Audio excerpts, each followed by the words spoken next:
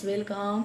जहाँ से ये नेक्स्ट ब्लॉग समाप्त हुआ था वहीं से स्टार्ट कर रही हूँ। तो फिर आज मेरे हस्बैंड जी का है बर्थडे। तो फिर ज़्यादा तो हम लोग कुछ भी नहीं कर रहे हैं क्योंकि हमारा सिचुएशन वो नहीं है मनाने का। तो फिर बस ऐसे ही मेरे पर जो मेरे बच्चे हैं ना, वो भाई अभी उतने समझदार नहीं है। उनको लगता है कि हमारे पापा का बर्थडे है। तो फिर ज़्यादा तो कुछ नहीं, बस खाना वगैरह बनाऊंगी और ना तो किसी को बुलाई हूँ ना तो कुछ भी नहीं। बस नॉर्मल ढंग से जो हो पाएगा वो होगा। तो फिलहाल तो अभी 5 बज रहे थे और मैं यहाँ बना रही हूँ, अभी बनाने जा रही हूँ ये बड़हर का अचार। आगे ये सब कर लेती हूँ, उसके बाद देखती हूँ जो हो पाएगा वो करूँगी, जितना हो पाएगा, ज़्यादा कुछ नहीं। तो आगे ये बना लेती हूँ अचार क्योंकि ये बहुत ज़रूरी है बनाना, नहीं तो ख़राब हो जाएगा। बहुत इसमें मेहनत की हूँ वो कि जो कि मैं आप लोगों के साथ शेयर भी की हूँ कि काफ़ी मेहनत की हूँ उसके लिए। तो ये बना लेती हूँ और बनाने के बाद फिर से फटाफट से सारे काम निपटाती हूँ, उसके बाद बनाऊँगी खाना। चलिए हमारे ब्लॉग में इसी तरह से वो बने रहिए। तो ये देखिए बड़हर का अचार बहुत ही अच्छे से बनता है।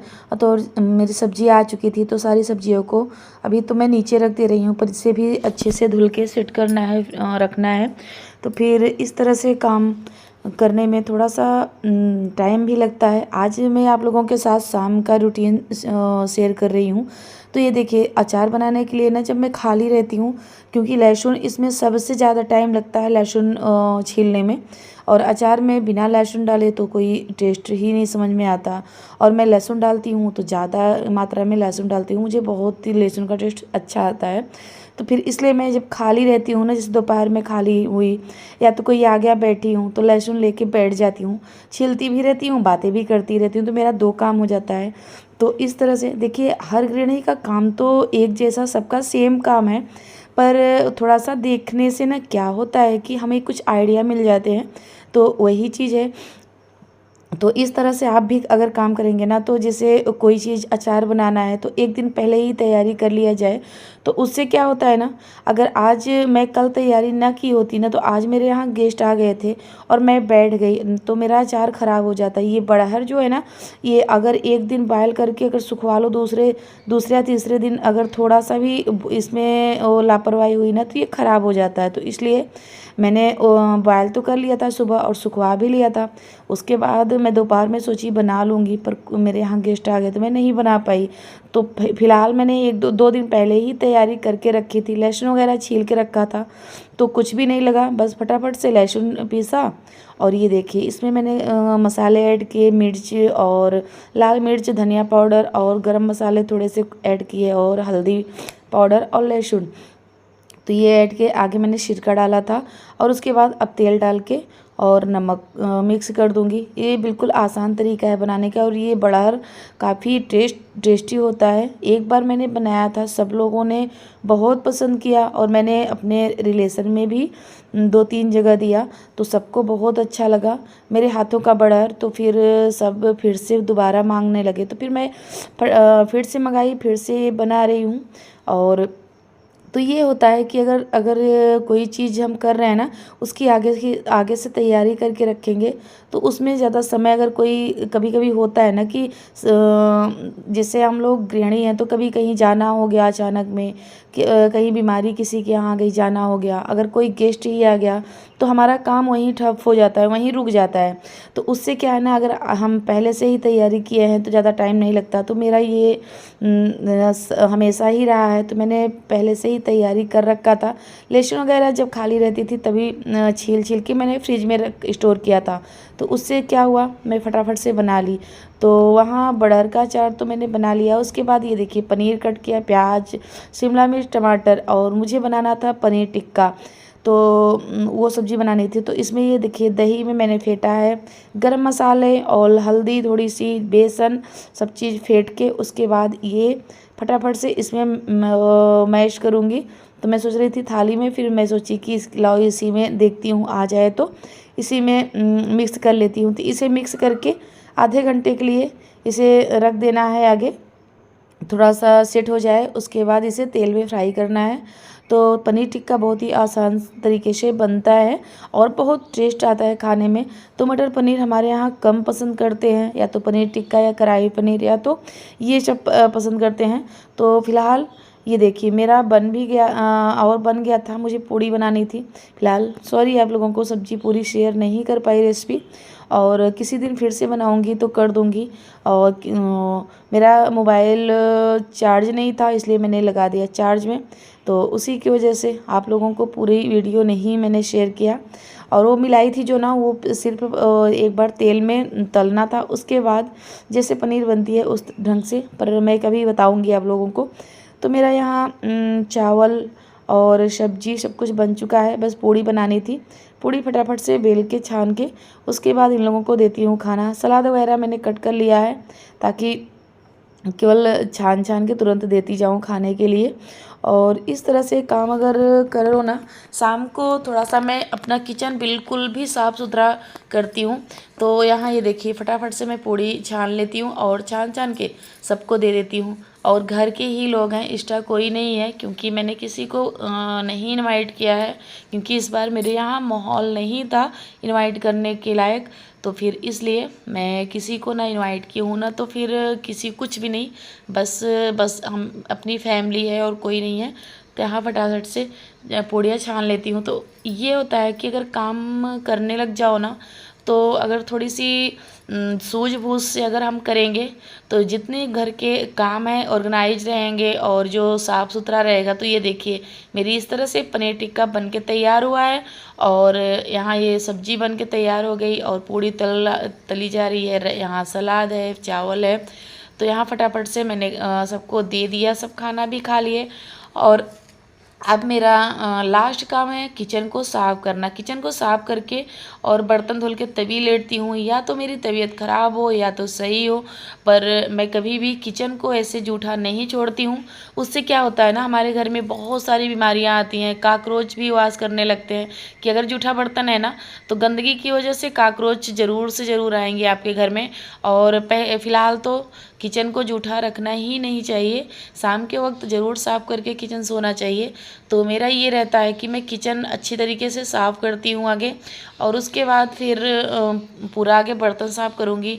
और जो ये प्लेटफार्म है ना, ये भी बहुत ही अच्छे तरीके से साफ़ करती हूँ। 2 से 3 बार यहाँ 2-3 कपड़े से पोछा लगाती हूँ, और शाम को डीप क्लीनिंग करती ही करती हूँ। क्योंकि इससे क्या होता है ना, जो हमारा घर है एक बिल्कुल साफ़ सुथरा दिन भर एक बिल्कुल चमकता रहता है। और शाम को और साफ़ करके लेटो ना, तो सुबह उठो तो एक अलग सी बहुत ही अच्छी फीलिंग आती है कि हमारा घर साफ़ सुथरा है, हमारा किचन साफ़ सुथरा है।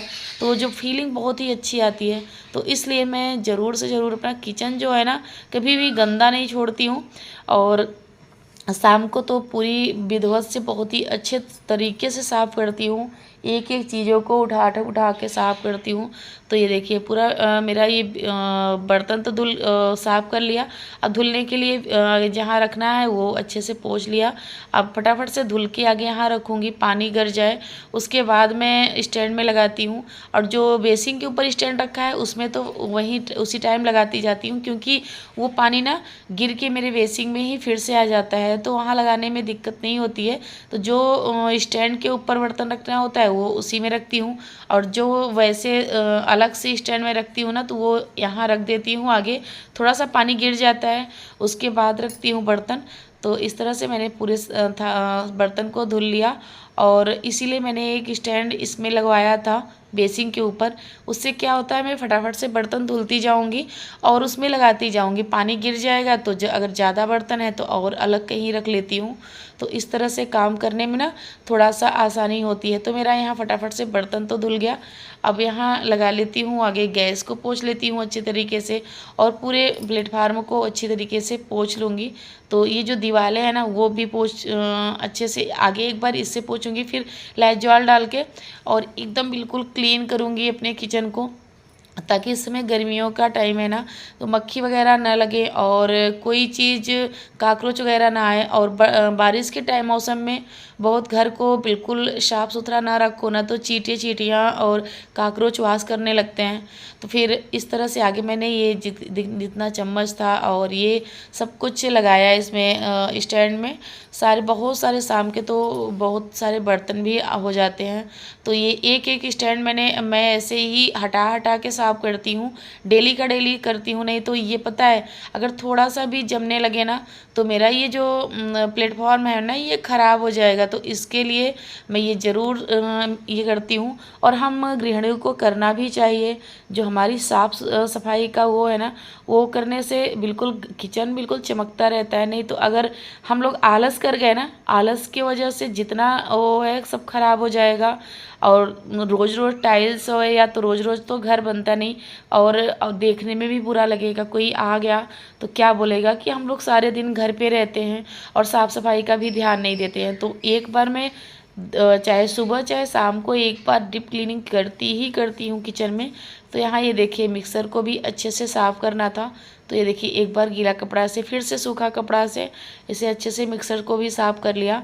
दिन भर में एक बार सबको साफ़ कर लेती हूँ ना, तो जो मेरा जितना सामान है किचन में सब चमकता रहता है। नहीं तो फिर इकट्ठे जब काम हो जाते हैं ना, तो बहुत सारा बहुत टाइम भी लगता है और साफ़ करने में। और फिलहाल वो चीज़ नहीं रह जाता जब बिल्कुल वो लगता है ना, तो फिर वो साफ़ करने में बहुत टाइम लग जाएंगे। जब रीठी सी बैठ जाती है, जैसे धुएं से और तेल के झाग से, ये सब से अगर एक बार बैठ गया ना, तो फिर वो साफ़ करने में बहुत टाइम लगता है। उसे अच्छे से साफ़ करोगे तभी से होगा, नहीं तो नहीं होगा। और ये है कि डेली का डेली आप साफ़ करते जाओगे ना, तो फिर उससे क्या होता है, बिल्कुल आपके किचन को बिल्कुल गंदा नहीं होगा, चमकता हुआ हमेशा दिखेगा आपका किचन। तो मैं ये काम ज़रूर करती हूँ। और शाम को तो अक्सर सोने के पहले मैं ये काम ज़रूर कर लेती हूँ। बेसिंग को अच्छी तरीके से धुलती हूँ, सिंक को साफ़ करती हूँ। और सिंक हमारा फंसा हुआ नहीं होना चाहिए, उसमें जूठा नहीं बिल्कुल फंसा होना चाहिए, नहीं तो उससे ही कीड़े मकोड़े आते हैं। बरसात के टाइम में तो बहुत ही ज़्यादा डर होता है कि हमारे जो सिंक में कीड़े वगैरह या तो जैसे कॉकरोच आते हैं। तो इसकी वजह से साफ़ सफाई का सबसे ज़्यादा ध्यान रखना चाहिए।